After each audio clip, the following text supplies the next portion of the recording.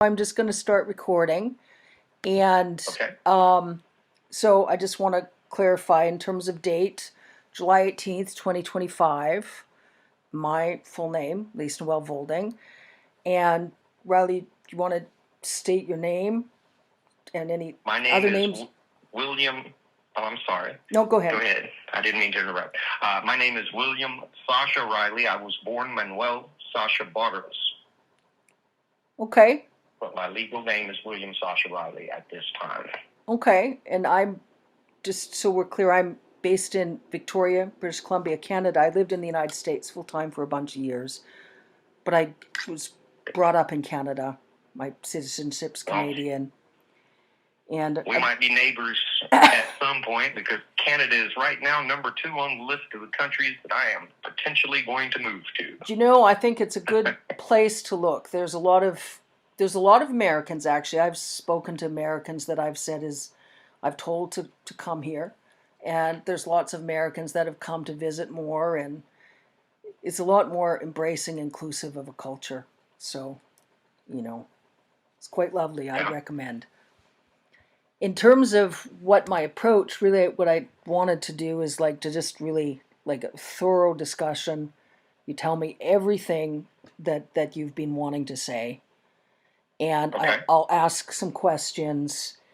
This might be one of like however many discussions, and I'll record them. If it's one, if it's 10, and what I'd like to do, I'm sort of recording with an eye to your testimony, getting your testimony of what you Okay. experienced, what abuse you suffered, and what you were witness to.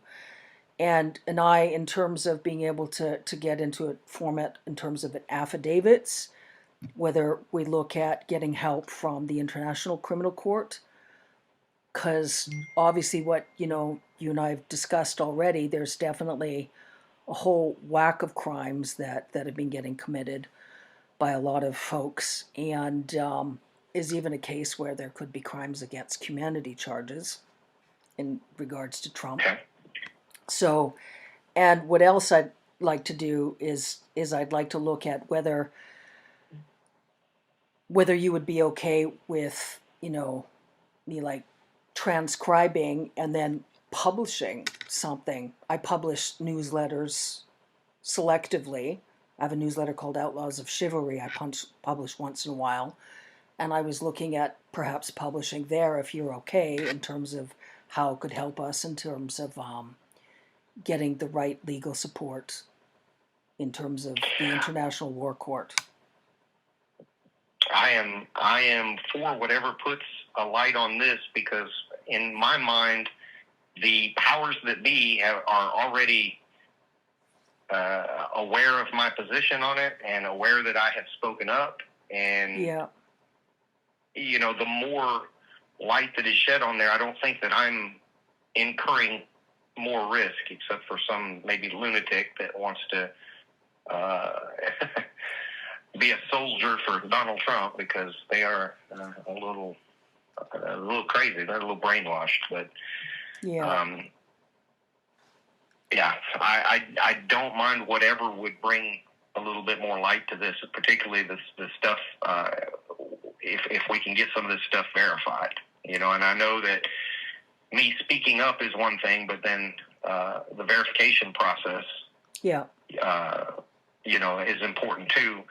And I have read about software where, facial recognition software that taps into the banks of known cataloged child pornography. So if the films that they had me make can be verified, it's not something that I can go online, but I am confident that it's there because somebody that I served with in the Army got put out of the Army for child pornography, and my chain of command talked to me and they said, hey, some of these images, some of the films or whatever that he had looked just like you. And that was the first time I think I had ever talked to anybody about having done those films. And I told them, yes, when I was a child, I had to do those things. Yeah. So Let's talk a little bit more about that circumstance.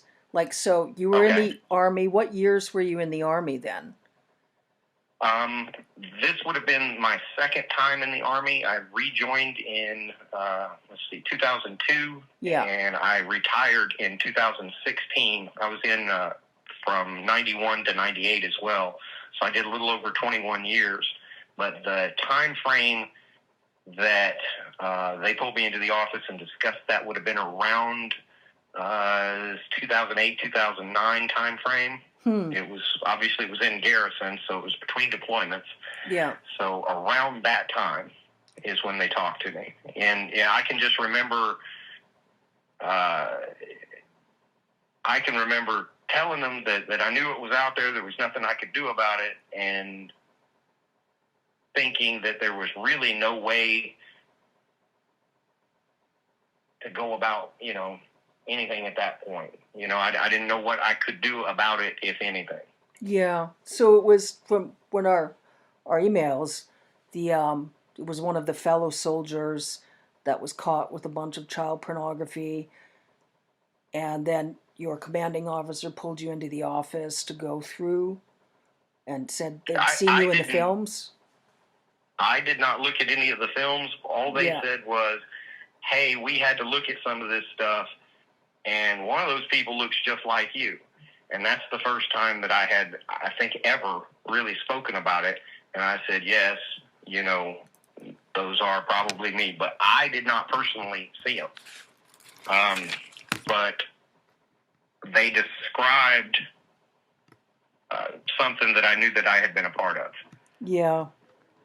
Can you talk about that a little bit? Here's what it more? was. Yeah. They pulled me in, I can remember First Sergeant Bayless was kind of red-faced, and he said, have you ever made a movie with a black girl? And that obviously was, I'm not a movie star, so obviously that's a very odd question, and I knew exactly what he was talking about when he said that. Mm-hmm. So I said, yes. So he said, okay, well, we have found some images that are of a sexually explicit nature on another soldier's computer, I think, and they look like you. And I said, well, they are me. So he said, and you look underage. I think from that was part of their investigation to confirm that the images of the participants in these films were underage. Mm-hmm. So, that was just a secondary verification that, I was only 12 or 13 at the time of that film, maybe even 11. So, obviously I'm not an adult. And even when I was an adult at 18 or 19, I still looked young. So obviously at 11, 12, whatever I was in that film, I would not have looked like a mature, an adult, Mm-hmm. So it was more, I think, for confirmation that these images were of children. So I don't remember if he actually got court-martialed or if he just got UCMJ, which is just their lower grade of punishment. But I do know that he was chaptered out of the military over it. I think he might have had to do a little jail time, but I don't recall. I can't even recall the soldier's name that got caught with it. I just knew he was an NCO, a staff sergeant. And did anyone else ever talk to you about the films again? Did they ever talk? Did they ever infer that there was any further investigation in terms to when the films were produced? Did they ask you anything about who is involved, or did they? No. They didn't go into any legality other than the prosecution of the soldier with the images.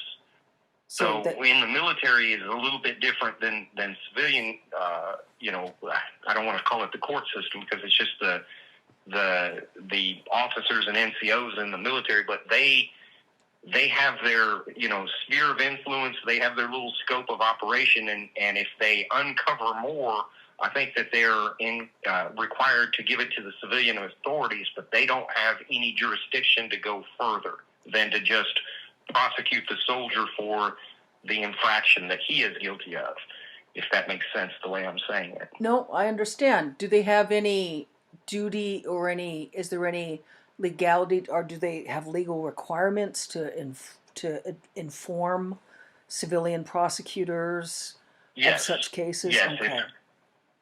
If they suspect, or I